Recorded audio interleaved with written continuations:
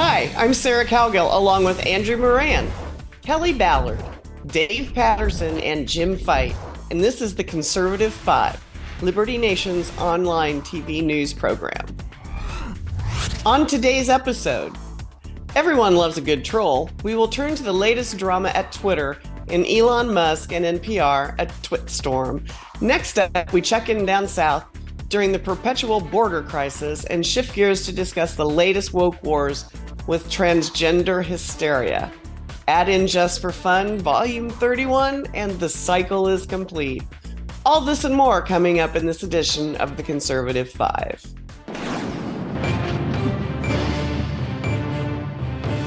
Elon Musk is having a heck of a good time trolling the media on Twitter. Earlier this month, he labeled National Public Radio as state-run media. Wow.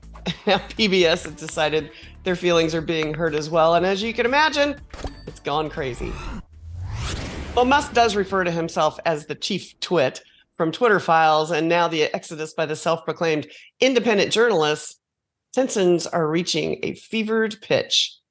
Andrew, what's Musk up to? So before I begin, I would like to say that it's a complete honor that I'm sharing the screen with Kelly Ballard. It's my first time. So, oh my God, Andrew, answer the question.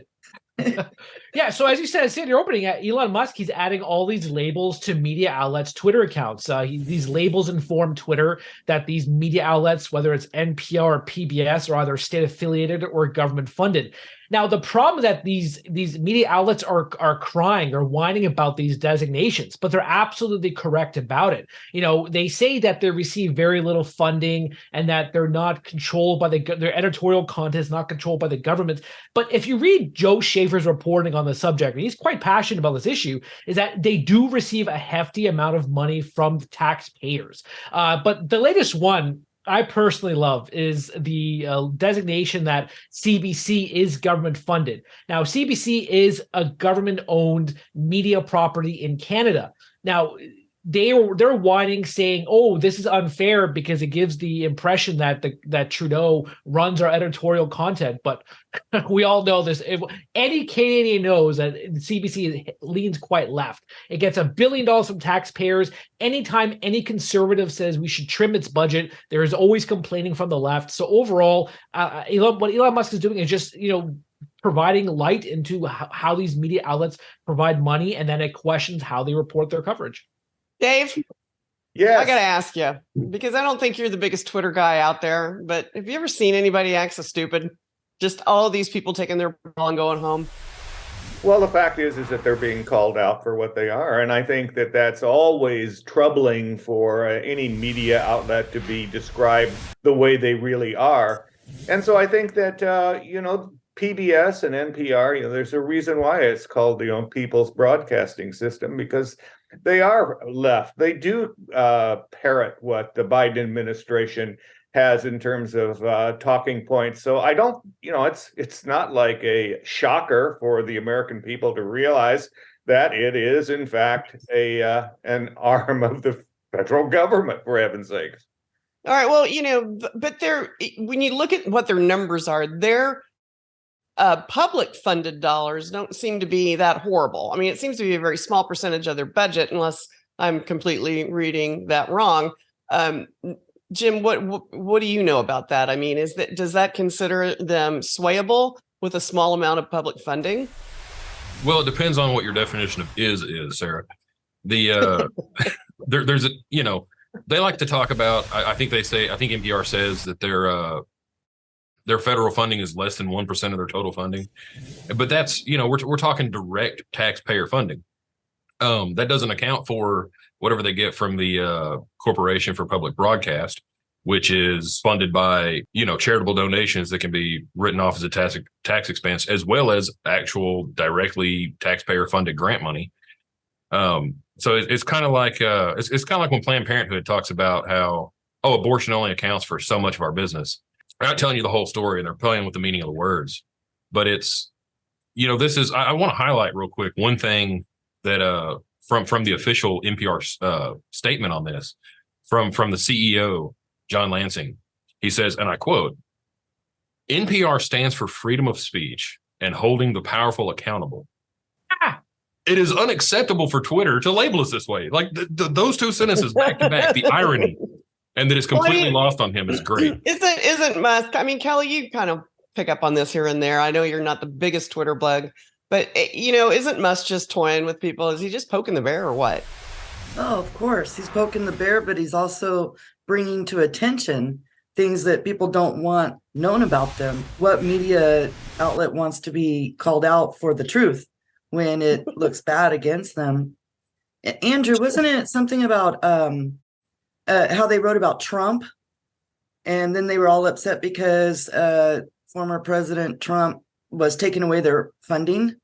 Yeah, I guess so. I mean, I don't know the ins and outs of how Trump responded to these media outlets, but it wouldn't be surprising if they were complaining about not getting this money. But I think in this day and age, I mean, they have to be careful about what they say. They have to pair what the government says, because if they lose at least, let's say, a percent of what they claim they get, if they lose that can really hurt them in this environment, because the media sector is in, or at least heading into, a recession. Advertising dollars are down. Public readership, of course, is down. So overall, the whole media landscape, overall, no matter what you are, you have to be careful what you say, because you don't want to poke the bear, as Sarah alluded to. So you just have to be careful, keep your head down, just never question what the government says, what the government does, and just continue being a stenographer for the state. Unless you're Elon Musk. So it's the richest man in the world. You can do whatever you want. It's funny you bring up Trump, Kelly, because like Trump, Elon Musk is a master troll. And that's what he's doing here. It's like he said when he walked into Twitter HQ with that sink in his arms. Let that sink in. Right. I think too, Sarah, that if you pull a thread through this conversation and you flip it just a little bit, if in fact the amount of government funding for PBS and the Corporation for Public Broadcasting is so small, then let's take it away. It won't matter to you, right? It can't be of any significance if it's so small. But try to do that, and there is all hell to pay inside the Beltway. Yeah, they're complaining about that. And then there's also that they may get less than 1% from the actual, from the government. But I think, as Joe Schaefer wrote, they get a lot of their other funding from, other organizations. They get a lot of their funding from the government. So, how do you? I wouldn't use the term money laundering, but what's a better term than that? It's like Inception, a dream within a dream, taxpayer money within taxpayer money. Right. Well, it's like there's a difference between what's acceptable for the government and everyone else. I mean, is that like compound interest, Andrew? Is that like compound interest? But what's funny too is that in Canada, I mean, I guess in Canada we subsidize heavily all media outlets, conservative, left, whatever the case. So if Musk wanted to do it, he could say the same thing about other newspapers. He could say the same thing about the Globe and Mail or the National Post, because a couple of years ago Trudeau set up a journalism fund where any newspaper could access. But what's funny though is that who's leading that charge are left leading journalists and media outlet leaders. So of course, again, that ties to my previous point, but you have to be careful what you say if you want to get access to taxpayer money. Yep. Well, there you have it, folks. If you miss seeing those publicly funded tweets, be sure and let us know. We'll look into it for you. Thanks, panel.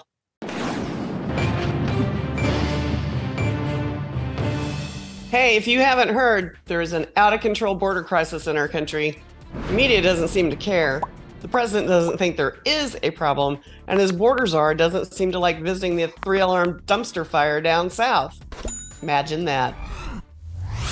We are well past the 1 million mark for illegal crossings this fiscal year. But why does Joe Biden think there is no crisis? I want to start with Kelly, and then I want to pivot to Dave for his national security take on where we are. Kelly, girl, you are up. Well, hello there, everyone. Well, with the border crisis, I mean, it is a crisis.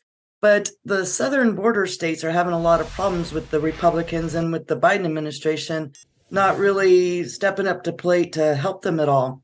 So in Texas, they're talking about deputizing their citizens to help. They can do arrests, like, basic arrest and crowd control. And that's causing a lot of flack throughout the left, who are like, no, because now you're going to start, discriminating against people of color. And like one, I can't remember his name, one politician said, it's like the show me your papers laws. But Texas has already paid out more than $4 billion on ways just to try and slow the migration across the border. So what else are they supposed to do? And also this type of, I don't know if you want to call it militia or deputizing citizens or whatever, has been a way for Americans for, centuries, when regular law enforcement can't help control out of control crime.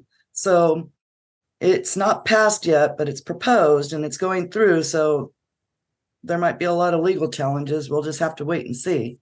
So it's basically got to go to the courts. Is that what you're telling me? Yeah, Well, but what are you going to do? I don't blame them. I don't blame them either. But Dave, what are you going to do? I mean, our border is a national security issue, and if we're not, paying attention to that, what's going on with this country? It's the federal government's job to protect our border.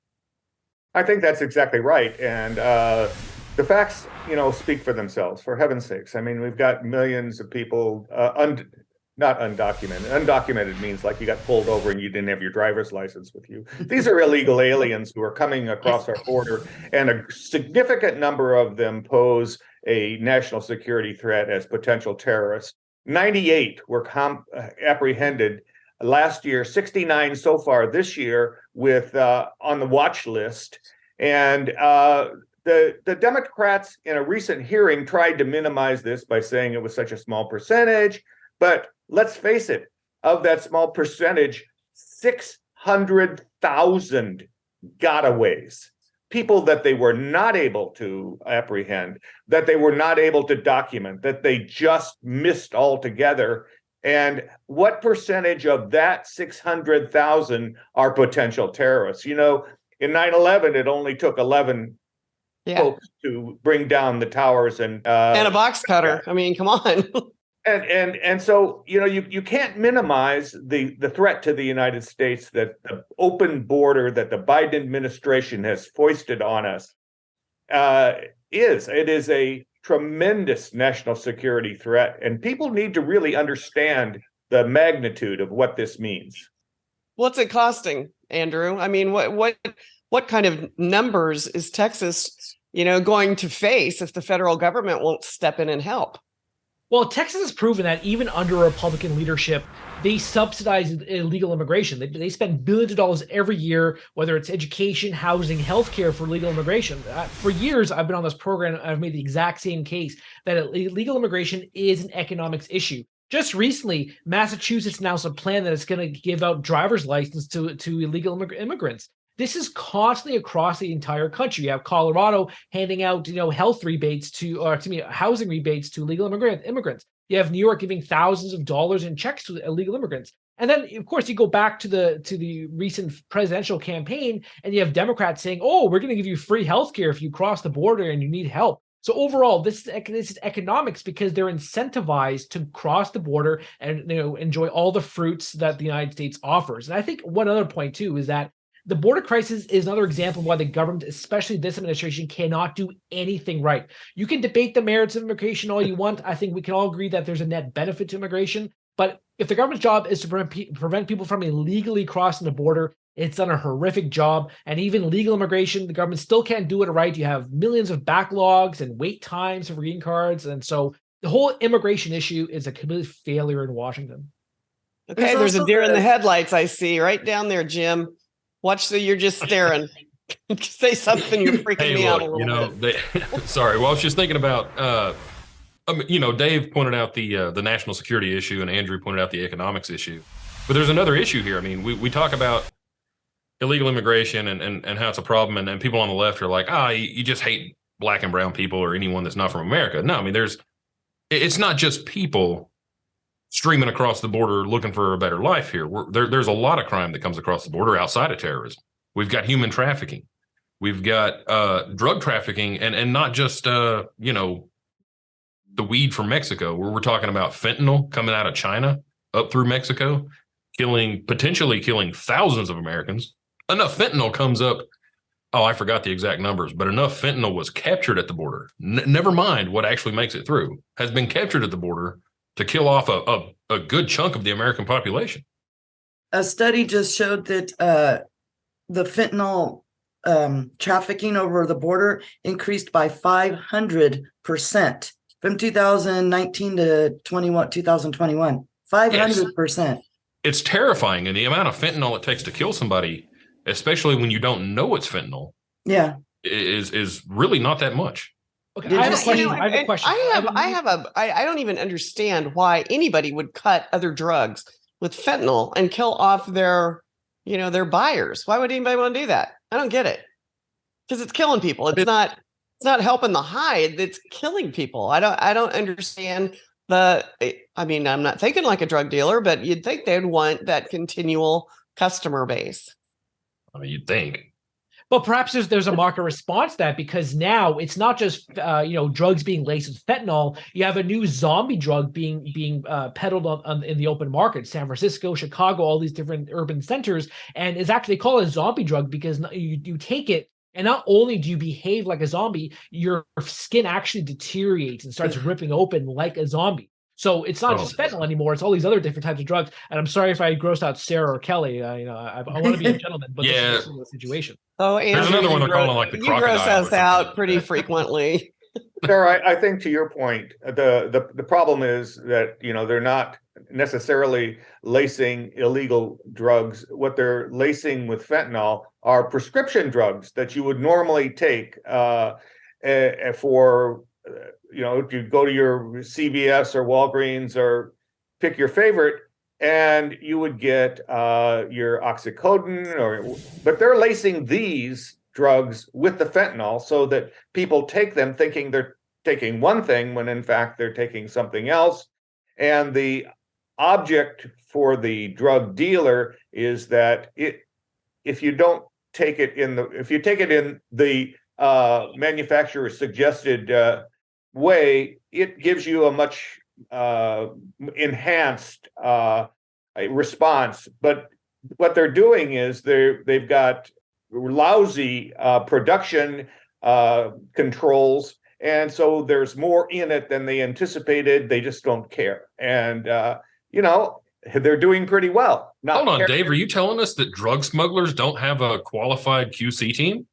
They do not have a quality control team in place, nor do they have government regulations to see that the correct proportions are in their drugs. Oh, I mean, come on, who hasn't popped a Vicodin for a broken shoulder and washed it down with a glass of wine? I mean, I don't see why this is any kind of a good idea. I just don't. But when you're on drugs, you have given up your right to good ideas. Well, I guess you're right there, and that makes more sense than anything I've come up with today. So, well, I'm all for states kind of asserting their rights to put up walls and fences, and if the current administration has no interest in stopping the insurgence of illegal immigrants into the nation's communities, why not let them do their own thing? Thanks, panel.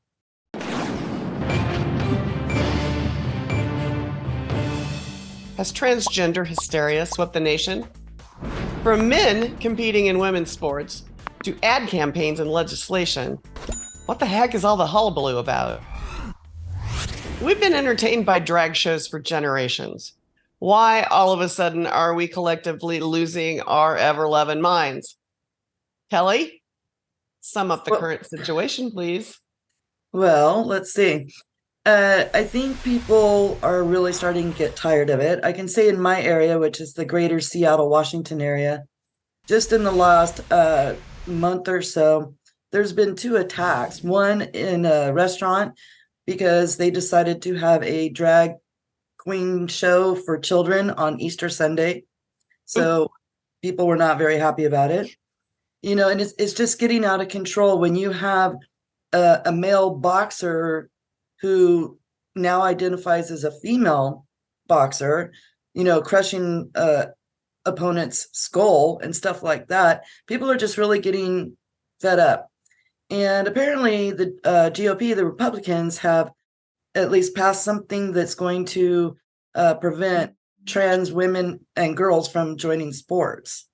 So women's sports, not sports, but women's sports. And it's gone just a bit way too far, I think, for most Americans. It's like, okay, enough is enough. Women's sports was started in the first place because of the different biological differences between men and women. Men have more strength and stamina. Women are usually, you know, maybe a little more, I can't think of the right word, but let's just say limber. You know, I can't think of the right word. But Or that at was least the old nothing that you thing. can say on air. Yeah. Well, I'm just Kelly's a thinking about delicate little rosebud. it. Oh yeah, that's the way to do it. That's the way. But to I mean, sum that was why up. women's sports started. And then now the transgender coming into women's sports are taking over women, you know, in their own sport category. So that's like a step back for women's rights and, you know, equal rights and all that. And that's been a lot of the big push from, I'm not going to say feminists, but just from, you know, population, from general female population. Jim, Yep. shouldn't we just all get along? What's wrong with inclusivity? Hey, you know what? There's nothing wrong with inclusivity until it starts crushing people's skulls. Kelly talked about a boxer, and it was I mean, there's an MMA fighter. Well, That's- he, yeah. It was MMA. you know what? fighter. I'm not going to mess with the pronouns. We'll just say this person was once an MMA fighter. Fallon Fox literally crushed a female fighter's skull. And I mean, she was no chump. She had a good record before this fight. Broke every single one of the orbital bones. It's like 14 bones in a punch. But Fallon transitioned to female at age, I think it was 31, was a Navy veteran. Literally a trained killer who grew up with years of testosterone. And if you don't think testosterone makes a difference, just walk up and punch some random dude in the face and see what happens. I mean, you know, Jim, kinda you can't try to really do. tiptoe. If you did that to me or Kelly, we would shiv you or something. I mean, you can't just go I mean, up to anybody you and can't. punch him in the face. Well, no, I'm not saying the response. I'm just saying what happened, you know, the difference between getting punched by a grown man and getting punched by a grown woman. When you've got years of testosterone making a difference, the muscle mass, bone, it's not bone density so much as bone size. Women have smaller bones than men of equal body size. Bones are more fragile. It's not some sort of misogynistic men are better than women kind of thing or anything. It's just the physical differences. Bone density is less. Well, it is, but one of the main issues is the actual the bone structure itself. You know, and I mean we're built to take more of a licking. We also typically don't live as long, largely because of that. But Okay, you know, like if you look at the latest ad campaign from Anheuser-Busch Busch Light, and it's Dylan Mulvaney and a very feminine, pretty young person who now he's a bio male, but he considers himself a woman, so he is transgendering. I think that's the correct way of putting it. transition. But if transitioning, yeah.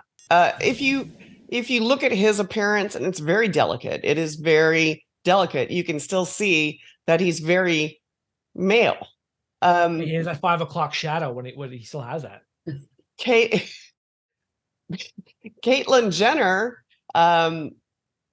is a very pretty transitioning man to woman, but still the physique is very male, very, very, you know, broad shoulders, narrow hips, very. And so I don't even understand why if we're all catering to this level of who cares?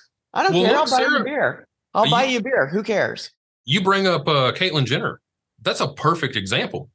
Caitlyn Jenner, you know, is a transgender person, has come out and is against transgenders in sports. Mhm. And what transgender person is better qualified than a former Olympian, Bruce Jenner, Mhm. turned Caitlyn Jenner? I mean, like there's a difference in being inclusive and putting people's lives at risk. I think that there's a much more insidious dynamic here that's at work. We have people who previously had been diagnosed with gender dysphoria. In other words, their judgment was so impaired as to not know whether or be convinced of whether they were female or male. And we identified that as a problem, a gender dysphoria. It was not normal. And all of a sudden, we can't have not normal. And the insidious aspects of what's happening is that our entire society is being fed. It's a scam. These people are what they are biologically. Either they are XX or they are XY. Every single cell in their body is registered to XX or XY. You cannot change that no matter what you do to the morphology of the outside. And what we're being fed is that, this is normal. It is not normal. Go, Andrew. What's entirely absent from this entire conversation is a targeted campaign on children. This topic infuriates me entirely. I don't care what a 25-year-old wants to do. I don't care if she wants to chop off her memories or whatever the case. When they start focusing on children and start mutilating them and forcing them on puberty blockers and preventing them from going any type of care, and then you have this gender affirming care and all this nonsense, it really grinds my gears. I cannot stand it. I'm a parent. I have 2 kids. And when I see this campaign, we talked about the CBC earlier, and they have a new show about drag queen children, and they're putting this on kids, and they're making them, they're having them dress in provocative clothing, and you have drag queens dancing provocatively in front of them. It really perturbs me so much. There's no other topic in this world. I mean, I read about the Federal Reserve, and that's infuriating enough. But we talk about the transgenders, and that just grinds my gears, because you focus on kids, you ruin their lives, you destroy them, and then you sexualize them. It just, I don't know how anyone can stomach this at all. Well, thank you, Andrew, for bringing us full circle. Andrew, the only way that can happen is if people buy into the fact that it's normal. It is not. Andrew, don't come here then, because they're trying to pass the law where kids can be taken from their parents if they don't allow them to get their gender.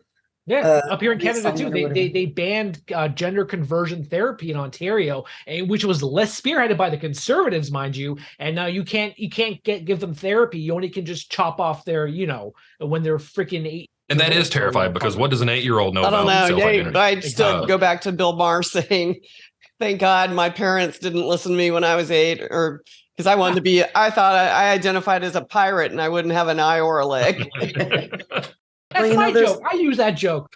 There's several, I guess they're adults now coming forward saying they wish they would have, the government failed them. They wish they would have never had these reassignment surgeries or whatever they're called, because it's caused problems. And now they realize they really did want to be what they were biologically born, but they were too young to make that big of a decision. If you can't vote or buy a gun or join the military till you're 18, how can you decide something so serious? Well, that's what parents are for, right? I mean, no one expects children to be able to make rational, well-informed, long-term decisions. Right. Well, I mean, any other topic other than this, apparently. If you go on Twitter, for example, the teachers will say, "Oh, I'm your parent now, and I'm going to help you, and I'm going to hide this from your parents, and we're going to keep it. Nobody can know that at school you're a girl and at home you're a boy." It's mind numbing when you go on social media and see how pervasive this is. And how confusing is that for the person who's already confused?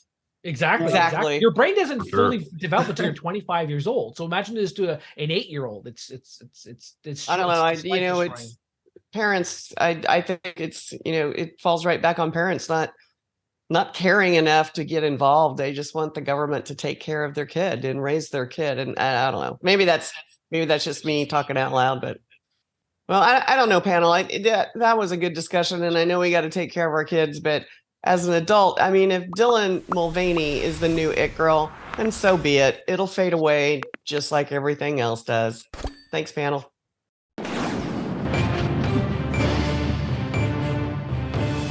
We're on to something here.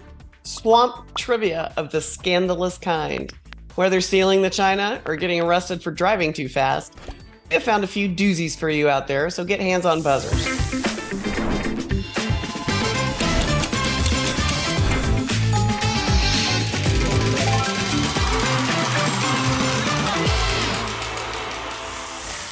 This week is devoted to sex scandals. Should be easy enough. We all ready? I'm never ready for this subject. Never. Oh my god, you people are so unenthusiastic. Are we ready? Oh yeah. Right. Oh wow. Okay. Well, Kelly, you're gonna keep score. Oh, okay. Well, because you kept score the last time and you can count, and the rest of these guys are off doodling, in their minds, little thought bubbles going off. So you're in charge of the scorekeeping. And all right, I'm going to read the questions. If you shout out the answer before I read the options to the questions, the optional answers, then you'll win a prize. And that Multiple might choice. Awesome. be a G.I. Joe helmet. I don't know, whatever I'm sitting next to. So I'll put or my maybe it's Scott Clorox. Cosenza You might cap win on. Clorox wipes. I don't know. I'll bring it to the retreat. So here we go. Question number 1. What Republican operative and congressional wife had sex with her husband on the Capitol steps and then posed for Playboy? Dave, you should know this. A. This is your era. I didn't know her. Okay, A, Marilyn Quayle. B, Monica Lewinsky. C, Rita Jenrette. Rita Jenrette. Very, very good, Dave. You should have known that, though. I did once you reminded See, me. and you would have got me with the trick question, with the trick answers. I would have said Monica Lewinsky. Nope. Well, no, she wasn't a wife though, so that's the. Right. Wasn't yeah. a wife. You gotta listen to the question. Yeah, and Rita Jenrette was hot. Hot. And even I knew that. I mean, she was gorgeous, well-educated. She was a political operative, rose the ranks in the Texas Republican Party. When was that?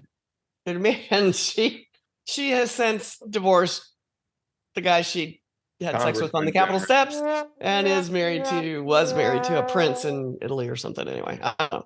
Wow. Ready for number 2? Talking about trading up. Ready? Yeah, no kidding. What U.S. senator and presidential candidate in 1988? Gary Hart. Gary Hart. That would be Gary Hart. Okay, but You now wanna I hear gotta the hear rest what he of it? did. Was Yeah. Well, you go ahead and tell us, Dave. Dave Well, is good at he- these sex things. Yeah, he took his main squeeze out on the on a yacht and failed to notice the paparazzi taking pictures. And the picture showed up on Washington Post above the fold. And what was the name of the boat? Yeah. Well, I should remember because you saw the transom. Because that's what everyone was looking at, right, Dave? Yeah, right. Everybody was looking at the transom. The lucky me. Monkey Business. No, it was. Seriously. You're right. Oh, That that's was awesome. really good. Now, on a serious discussion, wasn't Gary Hart the one who talked about having a new world order, and then he wanted to have, make the world interconnected and advance the global? Oh, he was interconnecting, just not with the world. Yeah, that's true. All right, ready? Are we ready? And by the way, Kelly, you can answer if Well, I you don't gotta have know to the answer to answer. Well, this one should be easy. Who was Monica Lewinsky's gal pal confidant? That Linda Tripp. secretly... Winner, winner, chicken dinner. Why Once you can't finish we that- wait to the multiple? I mean, I was going to answer that too, but why? I'm being. All right, so here's the question. Dave, why don't you go ahead and you want to read the question? No. The question was, who was Monica Lewinsky's gal pal confidant? Secretly recorded her oral confessions of sex in the Oval Office with Bill See Clinton. what you did there, Sarah. Oh, my. The question was Yeah. beautiful. I mean, it was It so was, wordy. it was. Honestly. Okay, so where was this all taped? On the phone. No, Ritz-Carlton, Pentagon City, on a couch, the famous Lewinsky couch, and they couldn't keep it there, so they totally redecorated the bar at the Ritz-Carlton, Pentagon City. I missed that couch. That was one of my favorite places. Okay, well, Dave's winning this one hands down so far. Okay. Because he's answering the questions before it's even proposed. Dave's gonna have all kind of bonus the gifts. last two questions. Maybe one of them can be that couch. Sarah said there would be extra credit if you answered before she gave the. Yeah. But I knew the last. It's not Dave's fault that he knows more than you guys do. Hey, I knew the answer. I knew those answers. True. And he started crying like a little baby. It is not Dave's fault that he knows. Okay, more. well then jump in there, Andrew, and just blurt out. Do some blurting. I'm Okay. a gentleman. Just keeps up on the sex scandals. That's all. Really, Andrew? You should be the sex As part of scandal. national security, right? Yes, absolutely. Now that's a good way to spin it, Kelly. Yeah. Good call, Kelly. Okay. Question number 4. Here we go. What happened to Representative Gary Condit's 22-year-old mistress and intern, Chandra Levy? She was killed. She was killed out for a jog in Georgetown. Murdered. This was your era. Yes, Yeah, she I did. remember that. She's murdered. She did. She did. You know what was reprehensible about that whole thing is that initially he said, she was a I don't staff. really know her. Oh, I didn't really know her. What was her name again? Well, Yeah. I mean, how well do you ever really know anyone, right? Yeah, right. Yeah. This last question is so easy. I don't know. Warren Here we go. Harding. That's the answer. Warren Harding. No. I was gonna say this is gonna be hilarious if that's for Here's some the thing. oddball I have reason. to you narrow actually this down because do you know how many random sex scandals there have happened since this has been a country? It is like thousands and thousands of incidences. And I'm like, good grief, I got to come up with something here. Okay. What DC politician was caught smoking crack on camera and when arrested repeated over and over, bitch set me up? Oh my gosh. Was he Well, I'm the thinking a mayor rapper of, now, but mayor of Washington, D.C.? Maybe. Gonna say a name? The mayor of Washington, D.C. Okay, give us the names. Oh, now you want the names. Oh, Yeah, no, I blur. need them. it's because he doesn't Blurton remember the guy's Dave name. now needs options. Okay. Jesse Jackson.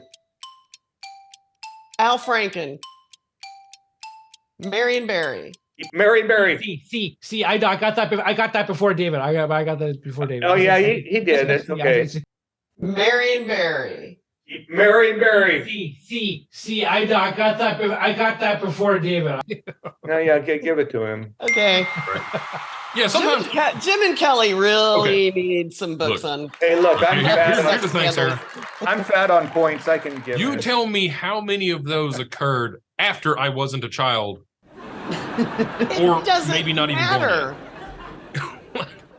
Doesn't and Andrew's matter. even younger than I am. So Sarah's channeling her inner rock. It doesn't matter. How do you feel about the match? Well, I think it's It doesn't matter how you feel. it Doesn't matter. Oh, okay. I'll just know my rules. Okay. Shut my Well, mouth. all I'm right. sorry. Well, anyway, another episode has come and gone. I think we had fun. Maybe I tried to have fun. Don't know about everybody else on panel, but I hope all of you did as well. And if you have any suggestions, drop a comment. Thanks for watching.